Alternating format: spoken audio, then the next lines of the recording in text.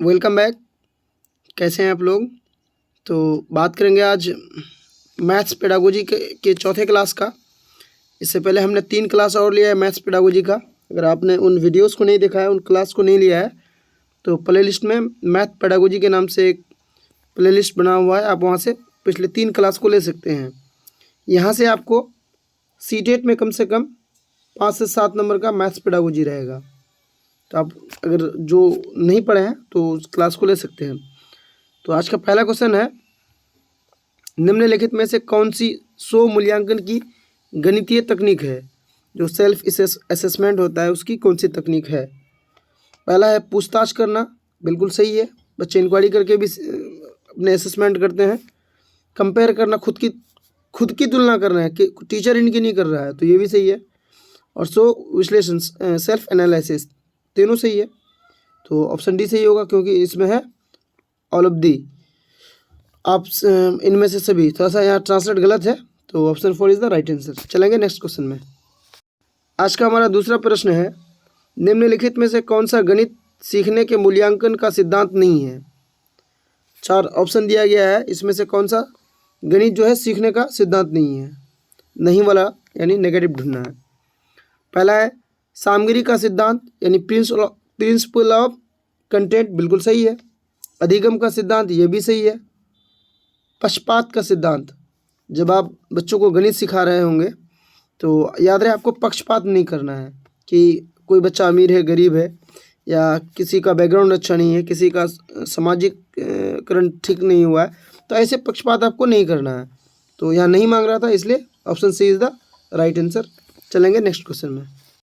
और आज का तीसरा प्रश्न है, निम्नलिखित में से कौन सा प्रभावी गणित शिक्षण शास्त्र में विशेषता नहीं है? जब आप गणित सिखा रहे होंगे तो आपका जो है गणित पढ़ाना इफेक्टिव हो, इसमें से कौन सा आपकी शिक्षण विधि की विशेषता नहीं है? तो गलत मतलब तरीका को खोजना है। रोज़मर्रा के अनुभवों के साथ संबंध बनाना, ये तो बिल्कुल सही है, वैसा करेंगे ताकि बच्चे अच्छे से समझे। और बी में है एकल अवधारणा के लिए विभिन्न शिक्षण रणनीतियों का उपयोग करना, मतलब शिक्षण विधियों का उपयोग करना कई तरीके के, तो ये भी बिल्कुल सही है। जब बच्चे एक तरीके से नहीं समझे तो आप उसको दूसरा शिक्षण विधि उस पर आजमा सकते हैं। और 3 में है नई अवधारणा को पेश करते समय सख्त नियमों का पालन करना, बिल्कुल गलत। जब आप बच्चे को कोई नया कॉन्सेप्ट देंगे और बोलेंगे 5 मिनट में बनाओ, नहीं बनाओगे तो और नहीं समझाएंगे, तो ऐसे बच्चे नहीं सीख पाएंगे। तो ये बिल्कुल गलत है, और जो गलत है वही सही है, क्योंकि गलत मांग रहा था। चलेंगे नेक्स्ट क्वेश्चन में।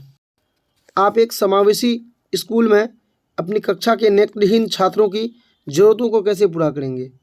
आप टीचर हैं कोई स्कूल के, और वहाँ कुछ बच्चे क्या है, नेत्रहीन है, मतलब विजुअली चैलेंजेड बच्चे हैं, तो उनके लिए आप उनकी ज़रूरतों को कैसे पूरा करेंगे? उन्हें अभ्यास के अतिरिक्त समय प्रदान करेंगे? बिल्कुल नहीं। इससे क्या होगा, बच्चे थोड़े ज़्यादा सीख पाएंगे या देख पाएंगे। उन्हें उच्च प्राप्तकर्ताओं के साथ बैठाएंगे, ऐसा भी नहीं है कि उन्हें हाई अचीवर्स के साथ बैठा देने से उनकी जो है वो अधिगम ठीक हो जाएगी। वैकल्पिक शिक्षण विधियों का और संसाधनों का उपयोग करेंगे, ये बिल्कुल सही है कि अल्टरनेटिव टीचिंग लर्निंग मेथड्स का इस्तेमाल करेंगे। अगर ब्रेल लिपि का सुविधा होगा आपके स्कूल में, तो क्योंकि स्कूल समावेशी है तो होगा ही, तो उन सारी चीज़ों से उन बच्चों को अवगत कराएंगे, दिखाएंगे, और वैसे उनके अनुसार पढ़ाएंगे। तो 3rd बिल्कुल सही है। और 4th में है उन्हें विशेष शिक्षक के पास भेजेंगे, ये तो बिल्कुल गलत है। तो 3rd is the right answer. चलेंगे नेक्स्ट क्वेश्चन में। आज का 5वां प्रश्न है, निम्नलिखित में से कौन सा सेट गणित में समस्या सुलझाने की रणनीति है? इसमें से 4 रणनीति दिया गया है और सब में सेट बना हुआ है, कोमा कोमा देके, तो सब अगर जो भी ऑप्शन होगा उसमें सारा सही होना चाहिए। तो देखिए, पहला इंग्लिश पढ़िए, ज़्यादा ईजी रहेगा। पहला में मेमोराइजेशन नहीं होगा, 2nd में भी मेमोराइजेशन है, और 3rd में रोट लर्निंग यानी रटना है। तीनों में रटना है। तो मैथ में या किसी भी सब्जेक्ट्स में बच्चों को रटाना हमारा मकसद नहीं होता है, इससे बच्चे सीख नहीं पाएंगे, सीखेंगे तो भी भूल जाएंगे। तो ए बी सी तीनों में तो होगा नहीं, तो कौन होगा? डी, क्योंकि डी में देखिए ऑप्शन पढ़ेंगे, चर का उपयोग करके बच्चे को क्या करेंगे, वेरिएबल का उपयोग कराएंगे, पैटर्न की तलाश कराएंगे, लॉजिक लगा के किसी भी चीज़ का आंसर देंगे, तो बिल्कुल सही है। Fourth is the right answer. चलेंगे नेक्स्ट क्वेश्चन। गणितीय खेल और पहेलियाँ इसमें मदद करती है। आपने देखा होगा कि गणित में क्या होता है, कुछ पजल्स होते हैं, गेम्स होता है, तो ये हमें किस में मदद करता है? गणित के प्रति सकारात्मक दृष्टिकोण का विकसित करना। बिल्कुल सही है। इससे क्या होता है, अगर बच्चे को हम मैथ के पढ़ाने के दौरान कुछ पहेलियाँ देंगे, कुछ पजल्स देंगे, तो उससे इसका लॉजिकल जो सोच होगा वो बढ़ेगा और गणित के प्रति क्या होगा, पॉजिटिव आएगा उनके दिमाग में। बिल्कुल सही है। गणित और रोज़मर्रा के सोच के बीच संबंध बनाना, ये भी सही है। और गणित को सुखद बनाना, इससे बच्चे आसानी से सीख सकेंगे। बिल्कुल सही है, इन्जॉय ले सकेंगे मैथ में। और समस्या को सुलझाने के कौशल को बढ़ावा देना, सही विकल्प का चयन करना, ये भी सही है कि प्रमोटिंग प्रॉब्लम सॉल्विंग स्किल, तो इससे क्या होगा, बच्चों का जो प्रॉब्लम सॉल्विंग स्किल्स होगा वो डेवलप होगा। तो चारों सही है। तो कौन सा आंसर होगा? देखिए एक में क्या, 1 2 3 4, option is the right answer. चलेंगे नेक्स्ट क्वेश्चन में। और आज का 7वां प्रश्न है, एक दिए गए आयत और समांतर चतुर्भुज का क्षेत्रफल समान है। मतलब क्या कि आयत है और समांतर चतुर्भुज है, दोनों का क्षेत्रफल समान है। हालांकि कई कक्षा 4 के छात्रों का कहना है कि समांतर चतुर्भुज का क्षेत्रफल बड़ा है। एक शिक्षक छात्रों को ये समझाने में कैसे मदद कर सकता है कि उनके क्षेत्रफल समान है? कुछ बच्चों का कहना है कि ये जो समांतर चतुर्भुज है ये बड़ा दिख रहा है, तो टीचर कैसे बताएंगे कि नहीं वो बड़ा नहीं है, दोनों का क्षेत्रफल समान है? ये कैसे बताएंगे? पैमाने का उपयोग, मतलब यूजिंग स्केल, यूजिंग जियो बोर्ड, यूजिंग ग्राफ पेपर या यूजिंग पेपर फोल्डिंग। इसमें जो बेस्ट ऑप्शन होगा वो यूजिंग जियो बोर्ड। हालांकि इसमें ग्राफ पेपर से भी समझाया जा सकता है, लेकिन जियो बोर्ड बेटर रहेगा क्योंकि उसमें कुछ नुकीले कील होते हैं।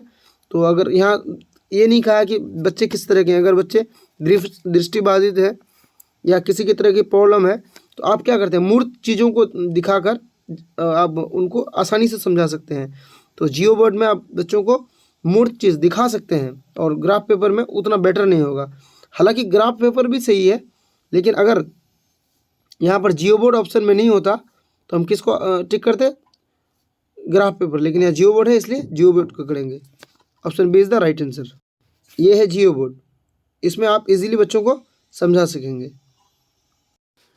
और नेक्स्ट प्रश्न है, गणित कक्षा में दृष्टिबाधितों के लिए निम्नलिखित में से किसका उपयोग सीखने के संसाधनों के रूप में किया जा सकता है? बच्चे क्या है, दृष्टिबाधित हैं, देख नहीं सकते हैं, और उनको आप संसाधनों को उनके लिए कैसे उपयोग कर सकते हैं या किस किस संसाधनों को उनके लिए उपयोग कर सकते हैं?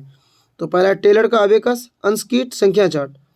तो देखिए संख्या चार्ट तो नहीं होगा क्योंकि बच्चे क्या है, दृष्टिबाधित हैं, देख नहीं सकते हैं, तो संख्या चार्ट होगा नहीं। दूसरा में भी देखिए नंबर चार्ट है, वही नंबर चार्ट या संख्या चार्ट एक ही बात है। और ऑप्शन 4 में भी नंबर चार्ट है, तो वो ए बी और डी तो होगा नहीं। और बी सी में है टेलर का अबेकस, कंप्यूटर, जियो बोर्ड। अब बोलेंगे कंप्यूटर, बच्चे जब दृष्टिबाधित है तो कंप्यूटर कैसे, तो उसमें साउंड भी तो होता है कंप्यूटर में, आप बच्चों को सुना के कर सकते हैं। टेलर का अबेकस जिसमें वो सर्किल टाइप का छोटा छोटा होता है, उससे आप इजीली कर सकते हैं। और जियो बोर्ड तो हमने आपको भी जस्ट दिखाया। तो option 3 is the right answer. चलेंगे नेक्स्ट क्वेश्चन में। और आज का 9वां प्रश्न है, प्राथमिक कक्षा के छात्रों को माप पढ़ाने के संदर्भ में निम्नलिखित में से कौन सा कथन सही है? इसमें जो ऑप्शन ए है, यहाँ हिंदी में गलत हो गया है, लेकिन अब इसका इंग्लिश देखिए, इंग्लिश में ये ऑप्शन सही है। Non standard measured should be followed by standard measured, मतलब गैर मानक चीज़ों का प्रयोग मानक चीज़ों के बाद करना चाहिए, नहीं मानक चीज़ों से पहले करना चाहिए, पहले लिखा हुआ फॉलोड बाई स्टैंडर्ड मेथड। तो गैर मानकों का प्रयोग मानक उपायों के पहले करना चाहिए, तो बिल्कुल सही है। तो option A is the right answer होगा। और आज का हमारा लास्ट प्रश्न है, संख्याओं के संदर्भ में प्राथमिक कक्षा के बच्चे यानी 8-9 वर्ष के आयु के बच्चे निम्नलिखित में से कौन सा सेट पूरा करने में सक्षम है? और पहला है इसमें ऑप्शन सीरेशन, रिवर्सिबिलिटी, प्रॉपर रीजनिंग, ये तो सही है। और सीरेशन वर्गीकरण अनुपातिक नहीं होता है इसमें। और 3 में सीरेशन वर्गीकरण उत्क्रमण, मतलब इसको इंग्लिश में आप जब पढ़ेंगे तो रिवर्सिबिलिटी उत्क्रमण को बोला जाता है, तो ये भी सही है। और चौथा में क्या है, वर्गीकरण उत्क्रमण अनुपातिक तर्क। ये अनुपातिक तर्क नहीं होता, ये किस में होता है, तो ये होता है फोर्थ स्टेज के बच्चों को, एब्स्ट्रैक्ट स्टेज में जो बच्चे होते हैं। तो यहाँ ऑप्शन ए और सी दोनों सही है। हालांकि सीबीएसई ने इसको एक को सही माना है क्योंकि ये प्रीवियस ईयर का क्वेश्चन है, लेकिन हम कह रहे हैं ये सी होगा क्योंकि बच्चे 8 से 9 साल के हैं, थर्ड स्टेज के बच्चे हैं पियाजे के अनुसार। तो बच्चे सीरिएशन भी कर पाते हैं, क्लासिफिकेशन भी और रिवर्सिबिलिटी भी। और प्रोपोर्शनल रीजनिंग किसको बोला जाता है, जैसे 5 केले का दाम 15 रुपये है तो 10 केले का कितना होगा, ये नहीं आता है। हालांकि सीबीएसई ने इसको एक को आंसर माना है। आप किसको मानेंगे कमेंट बॉक्स में ज़रूर बताइए, और आपका 10 आउट ऑफ कितना आया आप ज़रूर बताइए। थैंक यू दोस्तों, थैंक यू फॉर वॉचिंग।